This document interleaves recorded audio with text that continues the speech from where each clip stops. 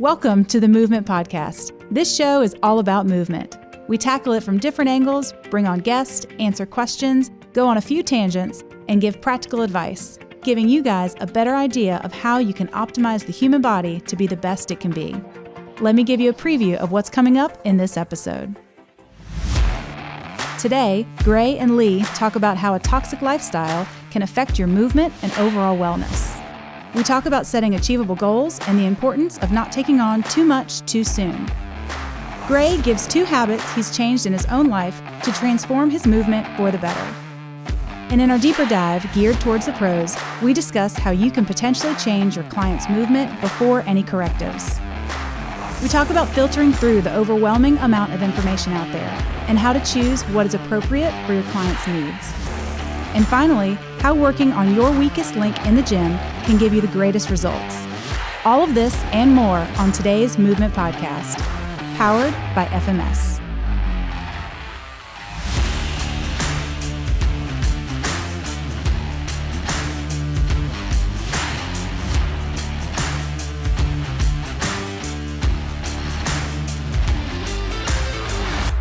So all this information out there, man, lifestyle and how do we actually create better fitness and wellness?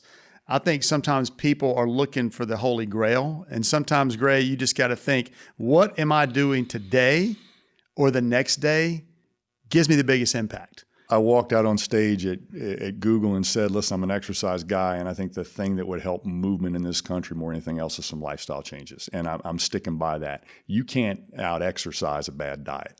And if you look at the things you do in time-based cycles like breathing and sleep and food, if you're making bad choices there, don't tell me functional movement's your biggest problem, because I think we've got some compelling research right now with military and fire service. Watch these guys erode when they're sleep deprived or dehydrated. And if we test their balance and their movement, sure enough, when you're dehydrated or sleep deprived, you're going to give up some movement quality. That means you will be forced to compensate during your most fatigued and least self-aware moments. And everybody's like, well, can you predict injury? If you're moving worse and less aware of it, an accident's going to happen and you're going to blame it on your shoe or the situation or whatever, but are you walking into your next situation prepared? And if you don't have your lifestyle right, quit adding stress. Yeah, but that's part of the problem, though, what you just said. I mean, right now, there's really not anybody around the world that doesn't know they shouldn't eat a bunch of McDonald's. They should be drinking more water. They should stop smoking, and they should exercise. Everybody knows that. We've known that since we were probably 10 years old all over the world. There are 3 things that if you do 3 things, you're going to live longer and be more healthy and have a better lifestyle. We still don't do it. And I think we still, it's by convenience. Hey, my kids are hungry. I'm just going to go through the McDonald's drive-through and grab them a couple of burgers. And then, of course, I'll eat 3 burgers. And once a month, I don't think it'll hurt you. But it's real easy for that to become, a habit. And they're good and bad habits. And James Clear, Atomic Habits. You've got automatic things that you do that don't even think about anymore. When you and I talk about a movement screen, is us asking you a nonverbal question about your movement. And when we do a history or an exercise, discussion with you, that's you telling us what you think about your movement. But if you tell me you can squat and you got a 1 on the FMS squat, then your confidence doesn't line up with your reality. And I have to spend some time making you aware that what you think is normal isn't even close to covering the minimum. Well, I think what you just brought up a couple of minutes ago was you got to think about lifestyle. So we're in the business to look at your movement, prescribe some exercise. That's what we have spent to this point our life doing. But you and I've always said that, okay, if you got a poor movement screen, you may be able to fix that movement screen by doing something that in your life that's impacting your movement. And I think that's the problem. People don't seem to connect the dots. If, I've got prime example, teaching at the university, and the kids would always come in after the first month of practice in August, all of them would get hurt. All the freshmen would get hurt. And the coaches are like, well, we got to stretch out. They all have hip flexor problems. We got to stretch them out. Well, think about what has happened to this freshman entering college, irregardless of practice. Well, they're practicing more, they're doing more stuff. They've just moved away from home, good chance they're having problems with their girlfriend or boyfriend. And now we're throwing all this other stuff on them and they're eating terrible. Now they stay up late at night. It's much more to do with their lifestyle and why they're tearing their hip flexors than it is more practice time. You hit the nail on the head. And I said in the last little webinar I did live that perception drives behavior. And I also quoted or said toxic lifestyle. And so I said, what do you mean by that? And I'm like, well, if we think health and wellness is down here and function is the next layer and fitness is the next layer, then function is this little thing you and I have been looking at for over 20 years. And usually we want to protect you from something before we correct anything. If you're in a toxic environment, if you're breathing bad air, I'm not going to give you breathing exercises. I'm going to get you out of the bad air first. And I think when we see these clients today, these athletes, and even the patients we finish up with in rehab, they're going right back to a toxic lifestyle. And I don't know if there's enough corrective exercise or foam roll to fix those poor choices. And I even said last time, I honestly think functional movement tests, these global little movement signatures we do for your balance and flexibility, are actually the canary in the coal mine. And if we prop up that canary so it looks like it's alive, it's dead already. And so giving you things to synthetically induce function isn't nearly as bad as fixing it at the root cause. And John Tureen and I had this conversation. I said, would you rather have somebody with an adequate movement screen that walks in and has it naturally, or would you rather get somebody to there? And I've had a lot of trainers come back and say, I'd rather get somebody there because now I can give them the strategy to hold. No, if they don't know you for 4 months or 4 weeks or 4 minutes, sometimes they'll lose it. John knew that right away. I'd much rather find a guy who has figured out how to live, eat, breathe, and survive in the NFL and hasn't given up that much ankle mobility or T-spine mobility to get it. Other than the guy that I got to bang it out every day, it's like you're working against somebody's bad habit and their bad habit will win. Right. So, I mean, really what you started out talking about there that I thought was interesting, that again, we're all dealing with. So you take the person who gets on the internet and sees the latest shoulder exercise or latest, breathing exercise or the latest thing that's supposed to fix my back problems, and they try to do it. And they forget that you've got back problems because you sit at your desk all day with poor posture. If you don't address that, you don't address your lifestyle, you don't address your behaviors, then it doesn't matter what exercise you prescribe. It's like, okay, my back hurts, I'm going to take an Advil. An Advil does something that's really cool. It works. So then you assume your back is better. And then you go out there and you run, and then you do your exercises, and then 6 weeks later, you're back to the same problem because you haven't looked at what in my life, what in my behaviors is creating the issue. And I think, we can overcomplicate this, Gray, but what would you recommend? I mean, what is the 2 things you could say today that you would do as an example, or I would do as an example to say, all right, here's 2 things that I think would help most people with their environment that they're in? Diet and sleep.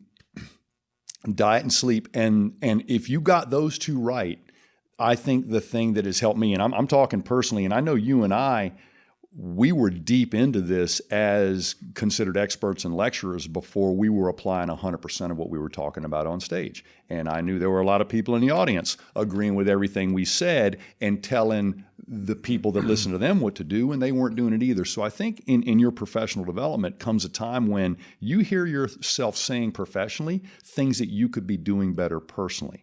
And so we all know the minimums of sleep, and we all know the diets that make us feel and look the best, even though it takes a while to get there. There are some good general decisions, and then you tailor it on down to that. If you're less active, you don't need as much food, and that's a hard habit to break.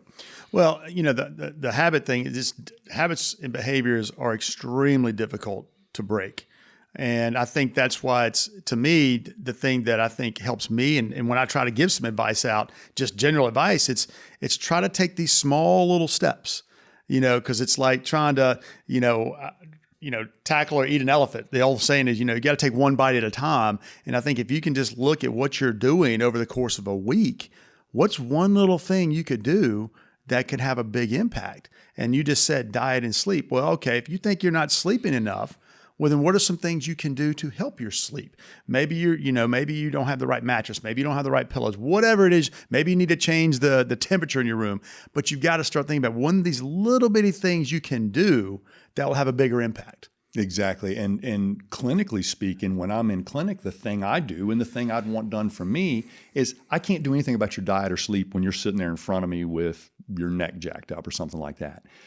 But I can find out where your greatest amount of tension is, and I can figure out how you're breathing. And I can also take a sample of your balance. I'm going to say that again because I think everybody just lets it wash over. I'm going to take a sample of your breathing. I'm going to take a sample of your balance, and I'm going to figure out where your greatest amount of tension is. That's usually where your biggest mobility problem is going to be too. And I'm going to keep that baseline over there. And you and I are going to get ready to do some type of rehabilitation. I'm going to put my hands on you. We're going to go through something. Now, whether I'm working on your ankle or your first rib or your jaw, we're going to look at your balance, your breathing, and that point of tension before you go, because you brought that tension in here, and that's not your problem. It may be, but I'm not going to take that convenient escape. So I got to look at quick feedback loops as a professional. I got to look at week-long feedback loops as a person. And if you don't have a week to do something new and let the dust settle and see if you feel better or worse, then you're in way too much of a hurry in your own life. But I try to do those same self-aware things as a professional, because you shouldn't be able to do something and change the way I'm breathing or change where my tension is or readjust my balance if I didn't practice it. And that's exactly the kind of thing I would want somebody to do for me. Show me that you've got a better command of my system than I do, and I'll do what you say. Well, I think if we, talking about just how a lot of people react and respond to try to create a better lifestyle, what's the first thing people do? People start trying to eat better. People start trying to exercise, and they do them at the same time. So that's sometimes the worst thing you can do. So again, if you're just thinking about how can I improve, whether it's movement, lifestyle, overall health, don't try to do everything at once. And I think that's a big mistake people make is like, all right, so Gray's talking about balance, he's talking about breathing, he's talking about this and that. All right, let me tackle all those things. Well, again, what we try to do, and you mentioned feedback, try to set baselines on your own to give your own self baselines. And you mentioned something else, a week. So give yourself a week. Let me try sleeping better for a week and see what that does. How about intermittent fasting? Was the first day good, or by the end of the first week, did you know you could pull another week? Exactly. I mean, everybody, when I tell people that I do intermittent fasting, that works for me. I'm not going to say, I'm not a nutritional expert. I'm not an expert in diets. Intermittent fasting works for me. And I wouldn't say it's going to work for everybody. But as soon as I tell someone that I go basically all day without eating, everybody freaks out. Oh my God. Well, you know what? It sucked for the first few days, but now, you know what? It seems to work. So I think that's the type of thing that we all have to find out what's going to work for you, but that's only going to work if you have a baseline of which to measure it from. I put a slide up last week and it talked about the way we actually maybe consider information. And in today's age, with Google right there at your fingertips, I think we overconsume information, which means we get a lot of shitty opinions and some good opinions and everything in between that's mostly an advertisement. But we don't really go through a valid experience. Everybody can say, well, I experienced kettlebells. Did you have to do your swing test in front of Brett Jones and Pavel? That's the kind of experience that makes me impressed, okay? You can go to rifle camp or you could be a veteran. Those are two different things as well. So people in our age are used to consuming a huge amount of information, having a conflict, very limited experience, no feedback loop, so there's no need to reflect. And what I try to do is actually reduce the amount of information, but I get it from a credible source. I apply it to the point where I think I'm at least doing honor to the intent of the statement. Well, I think one thing you're kind of hitting on, and this is a quote that I got from Phil Knight's book, is when you fail fast. Exactly. You can't keep doing the same thing and think just because I read it on the internet or I heard Gray Cook say it or whoever say it, doesn't mean it's going to work. But you need to figure out, is it working for you? That's right. Or is it not? And I think that comes out in exercise more than anything. Is, you and I both would get the communications from people saying, well, I've been doing that exercise for my back and my back's not better. Well, whose fault is that? Right. It's not the exercise's fault if you've been doing it for a certain period of time, but you need to find that out. And the only way to find that out, one, is to limit how much you're trying to do. so you can determine what's working and what's not. If I start taking vitamins and I start sleeping better and I start trying to do all this stuff, well, one of those things may or may not be working. One of those things may be harming me. It may be adversely giving me effects. So, you need to start taking little bites and not trying to take a big gulp. We got a local celebrity around here that was in the clinic and had some back problems and stuff like that. Local celebrity in Chatham, Virginia? Yeah, really? We'll leave it at that. How do you define local celebrity? I know how you define it. No. Anyway, Cook? No. We're having a conversation. All the exercises are right, but he's telling me, you got me. I drive like this. A lot. Well, so it just made some. Since this is a podcast, Gray leaned over. He leaned over to the right. All cranked over and stuff like that. And I was looking at the habits that I was doing automatically for a high percentage of my day instead of the few exercises that I needed to focus on for a small percentage of my day. And I'm telling you, it's our number 2 principle, and it's not for you guys, it's for us. Protect the situation before you try to correct anything, because much of your good advice and your good seeds will fall on unfertile and poor soil if you don't set up the trick. A magician sets up the trick and then your mind is blown. But if they don't take time to set up the trick, you won't even know what you saw. So protect the situation, protect it from getting worse, protect it from assumptions, protect it from poor awareness, and then drop your logic. Yeah, the one thing you said early on, this has been 20 years ago, remove the problem. Mm-hmm. Identify the problem and remove it before you start adding anything else. All right, let's take a quick break. And when we come back, we'll go a little bit deeper for the professionals out there. For over 30 years, Functional Movement Systems has been the leader in movement health. We've developed a system that bridges the gap between fitness, performance, and healthcare professionals.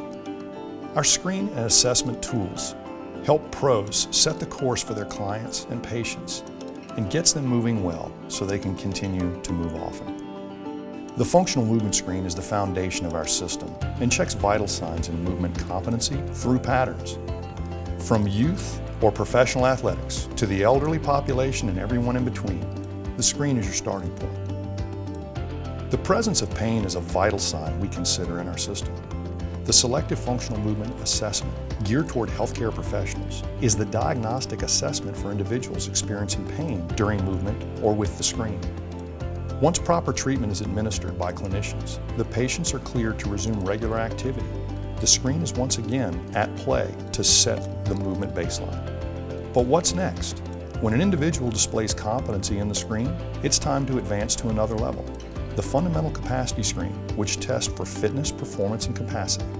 The system identifies whether individuals warrant additional rehabilitation or corrective exercise, or if they're ready for performance-based activity. Decide what course is right for you and get started on your professional journey today. All right, let's take a deeper dive, because as professionals, we got to realize that we can't hit somebody with a brick of information. We got to find the weakest link and start talking in a kind and non-confrontational way about that. But if you don't do what I say, I'll measure it before you're honest or dishonest with me. As a professional, when we realize their biggest problem may not be movement, even though we're movement people and we're using movement tests, how do we use movement to leverage the fact that your work life, and when I say work life, I mean your workout, your activity choices, your hobbies, and the way you apply stress or don't apply stress to your body's a problem, or your lifestyle. So your work style or your lifestyle is probably jacking your movement more than your movement's just bad. You're either doing something in your daily habits and cycles, or you're making very poor stress choices on your body. And we got to have those conversations, because sometimes just deleting or protecting from one of those changes movement without correction. Well, even as a professional, we're going to be doling out a lot of advice. Yep. And I think we can't look at it as overwhelming, because one, as professionals, we take in all this information just like our clients and our patients do from the internet, from going to seminars and listening to all this information, that we have to do a better job of filtering through what do I need, what's going to be the best piece of advice I can give my client today.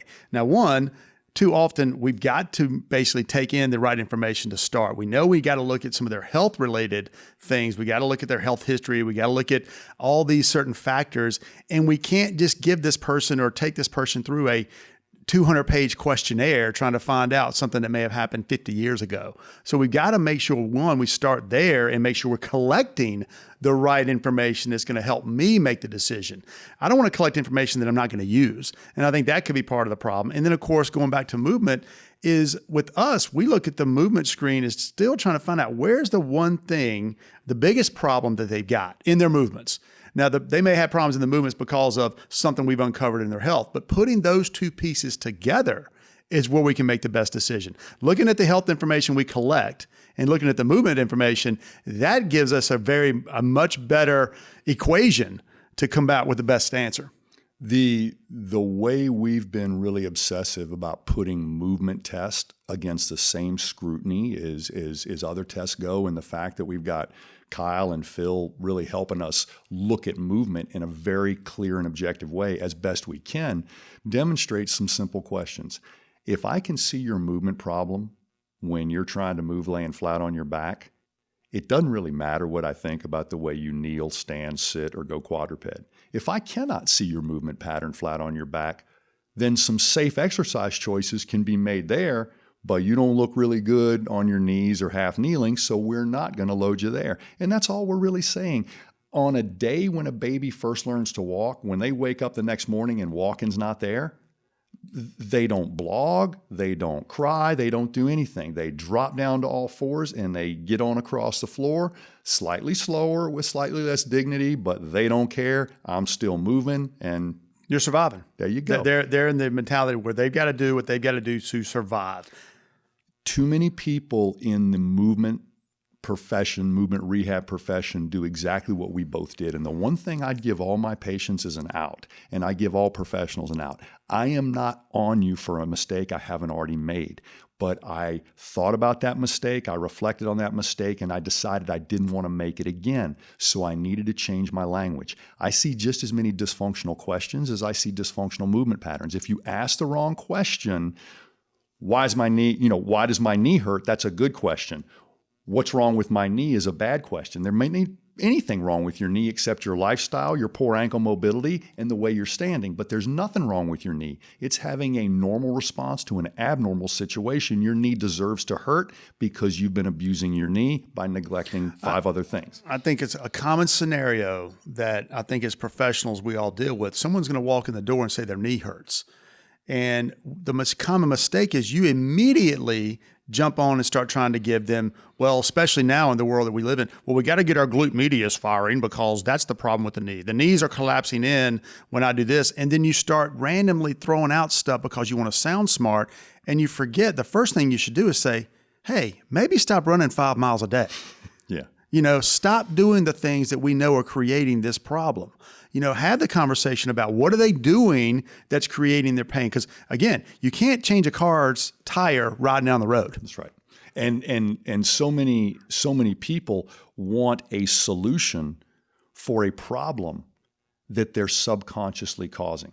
And when we bring your problem to conscious awareness, we usually see a few things. Some people are very appreciative. Some people go into that little denial and excuses and all the defense. Well, this is why I got to do it this way or something like that. I can help you remove those excuses. For the people that flat out don't get it, I think you got a balance problem. No, I don't. Can you walk that 10-foot balance beam? They step off 6 times in 6 steps. Do you still think you have a balance problem? No, I'm good. And those are the people you're going to have the biggest problem with. And if there are 5 more people in my waiting room that'll listen to me, I'll go ahead and end the session with this person right now because I don't fix that kind of thing. I don't know how to fix it. Well, I think that's a common problem people have is we get so caught up and worried that, okay, this person's telling me they've got to go run 5 miles every day. Well, I can't take that away from them. Well, then you're not going to be successful. And you've got to explain to them that they're not going to be successful. That doesn't mean they can't exercise it, but it doesn't mean you can't give them something to do. Break it all the way down, like you just said, and maybe it's a balance problem. Maybe it is a core problem, but you've got to break it down and create awareness. As soon as you show, and the one thing that early on in my career, showing some of these high level. I think it was one of the professional hockey teams we were working with early on, Gray. And we were having these guys, they were coming in and they were thinking of all this stuff. We put them on the floor and they couldn't roll to one side. Yeah. Just like a baby. Hey, roll over and get up. Couldn't do it. Yeah. And if you make them aware, especially someone at that level, no longer are you concerned about running 5 miles. Hey, until you can roll to the right, to the left, and get up without having some balance issues and can do it right and left side, then you can start running. And the person in that type of mentality, that type A personality, that's a challenge. But you've got to break it down and create some awareness, or they're just going to keep battling you on running 5 miles a day. You nailed it. We've worked with a lot of people that have been on the cover of a magazine or a billboard or something like that. And the way they stand and the way they pose is not the way they move.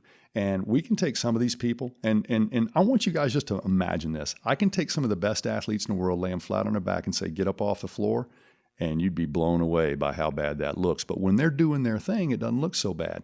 And then you have these other athletes that don't seem any better or worse, equally capable to get up off the floor, and they do something elegant. They do something gymnastic. They just get up off the floor, and it's not even a struggle. So when you see people who can easily change 3D positions and patterns that they haven't been practicing, that's someone who has no reason to compensate. It doesn't mean they won't, and it doesn't mean they won't get injured. It means they've got absolutely no excuse to compensate, and that's really all we're doing. In the SFMA, we start you standing and take you to the floor because it's medically proper.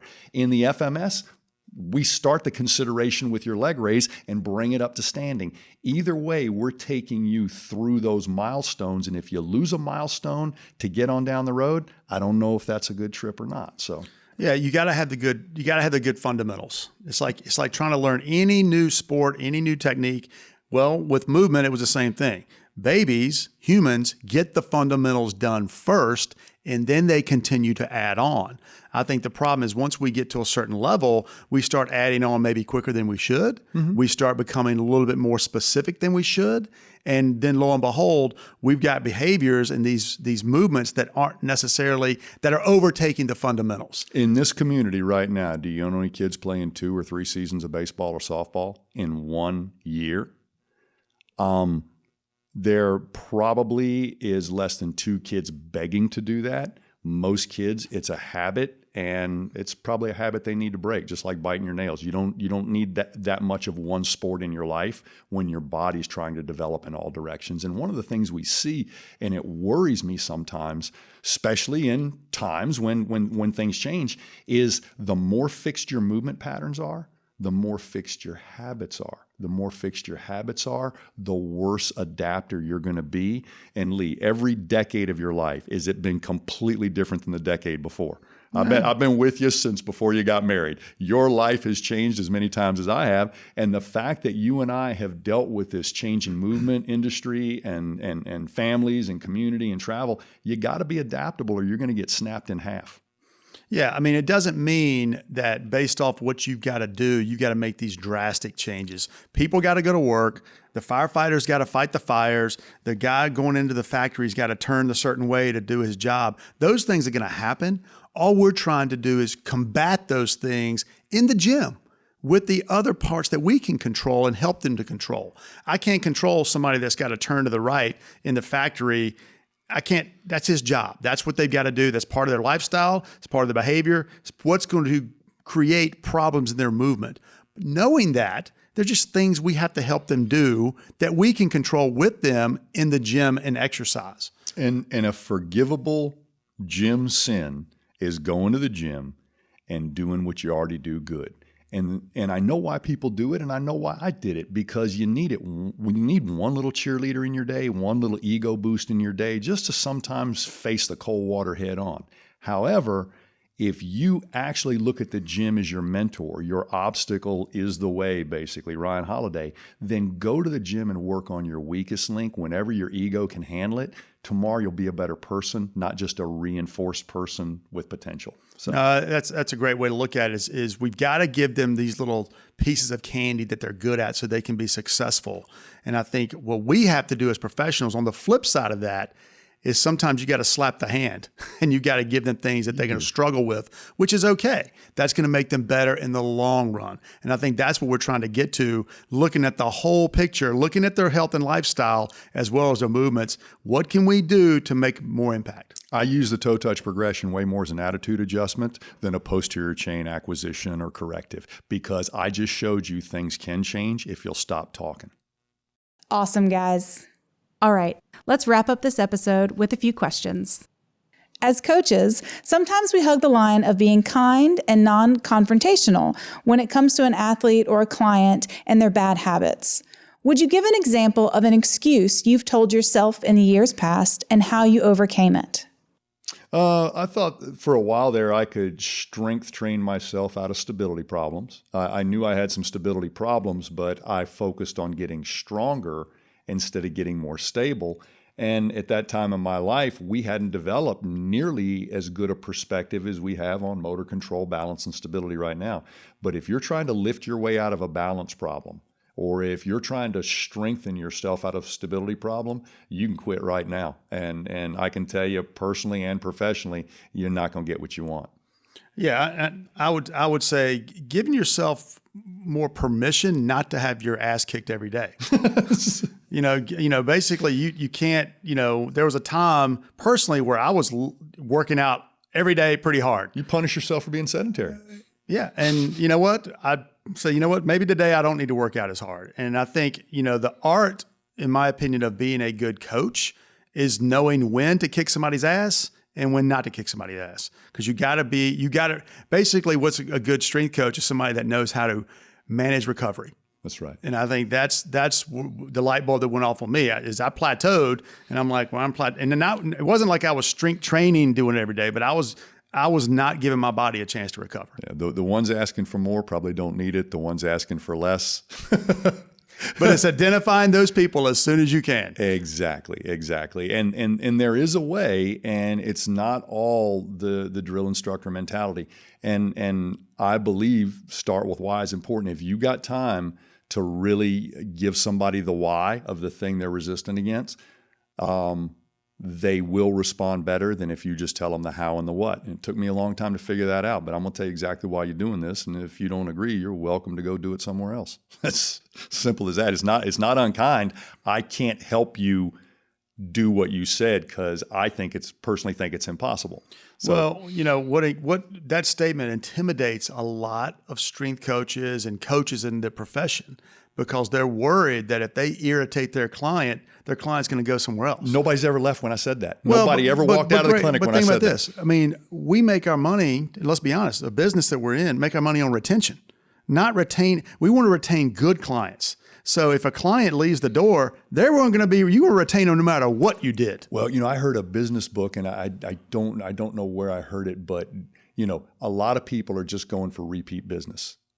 That's a given if you go for loyalty. Right. And when you look at in the early days of Apple products, they were cost prohibitive. It was easier to get a non-Apple product and pay less money. But Apple had established some type of loyalty that a lot of people don't understand. And if people will suffer a slight inconvenience to continue the relationship, that's what we call loyalty. Repeat business, lowest price is usually going to get it.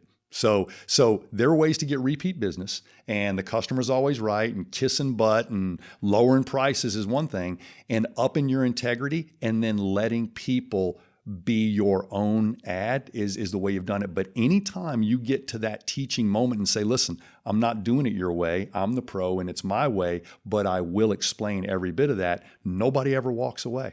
They end up hugging you and thanking you and giving you credit for a lot more shit than you did. Yeah, but at the end of the day, if they do walk away, it's probably in their and your best interest. Absolutely. You weren't going to, if they don't respect you, they're not going to be a good example of what you can do with the right type of compliance. So when I see that there's a problem with authority and professionalism, I make sure I'm checking my ego. And if they're still resistant to good information, I'm like, not here, you're not. So I didn't say I always check my ego. I just check it in those. For that. Check your ego. When does that happen? If y'all could have seen his little expression. Good Lord. I was biting my tongue. I was like, that's enough of that. Following up on that idea of asking the right questions and making the client more self-aware of where they're actually starting from, when it comes to a new client walking in the door, we usually start with a health questionnaire and ask them 40 or 60 questions. What are your thoughts on starting with a screen and getting the nonverbal cues first? Does the order matter? I'll put it this way. I can't operate without both pieces. Now, sometimes due to patient traffic flow or client coming in the gym, you do one before the other, but I can't emphasize this enough. You've got to capture their opinion about things. Don't ask unnecessary questions. You got to ask the legal questions, blah, blah, blah. But ask questions that you can wash right up against the realities that you measure so you can find out if they're self-aware or not. Because if they're not self-aware, that is your first exercise, getting them aware of what they're not aware of. And if you start dropping logic bombs and exercises and programming on somebody who's not aware, they're not going to get it and they're not going to consume it. They're not going to comply. And you're setting yourself up for 6,000 questions you could have answered with better clarity on the front end. Yeah, I think it's what makes a good coach is knowing when someone walks in the door, do you need to start them with something hard and get them to buy in or something easy? And, sometimes you need to start them something easy. Sometimes you need to start with something hard. Easy is maybe a couple of questions, but I think there's no reason you can't do both. I mean, you got to get both pieces of information, but ask a couple questions while they're doing a movement screen. There's no reason that you can't have them do both. You can have your cake and eat it too sometimes. And being a physical therapist, I love the formality. We would always go in, history taking, do a few other conversational things, maybe check some reflexes. Here comes the SFMA and other stuff. Here's the problem though. Do you have pain in your shoulder? No. And then we're halfway through the movement exam. Ouch, right? So the history never stops. As we start moving, what's that scar from? Oh, I had my spine removed. So don't think you've got it all. And that's why the conversation continues. Sometimes through the exam and even into the first corrective exercise or therapeutic or the tape job, I got an allergy to tape, it comes up. So you never stop taking the history, but there's a time when you stop listening to their story and then you start running them through your story to see if it jives or not. And my story is a movement story and their story is everything from I fell out of a tree and that's why I'm overweight to whatever. That'll do it for this episode of the Movement Podcast. Thanks for listening. And if you liked what you heard, please subscribe and share it with your friends and family. If you want to learn more about our system and take the next step in your movement journey, visit us at functionalmovement.com. Until next time, be sure to move well, move often.